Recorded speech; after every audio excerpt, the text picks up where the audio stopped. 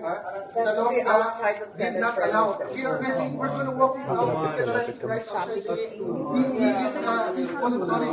Respect the institution. This is not about Jinggoy. We're going out. No, don't leave him right here. He can be arrested right there. So if you don't want him to make a statement there, sir, just outside the gate, we're going to walk 5 minutes. This is the Senate of the Philippines. It's never been done.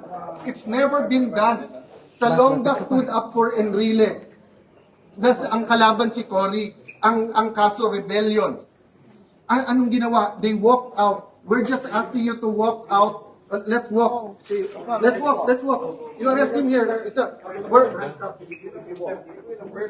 can arrest him right now. Sir! You can arrest him. This is the Senate. This is the Senate. Sir, this is the Senate.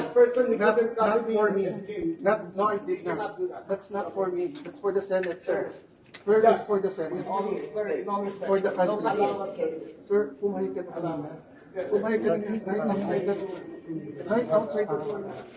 Right outside the door. Read his rights, sir. Read his rights. No handcuffs.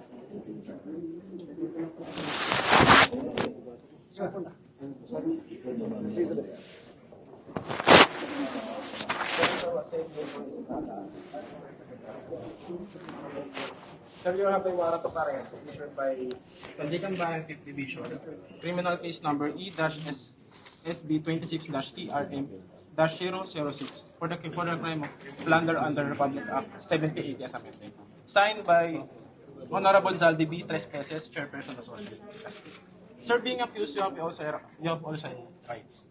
May karapatan ka manahimik at magsawa ng kibo. Ano man ang iyong sabihin ay maaaring gamitin pabor o laban sa iyo sa kataan mo hukuman.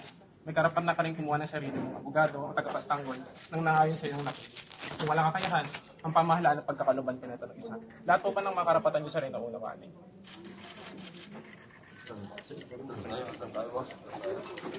Kabila ko mas kabila.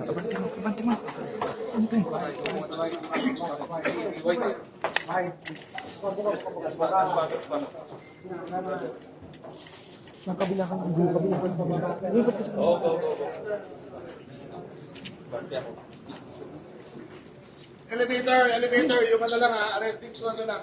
Baba, takbo baba.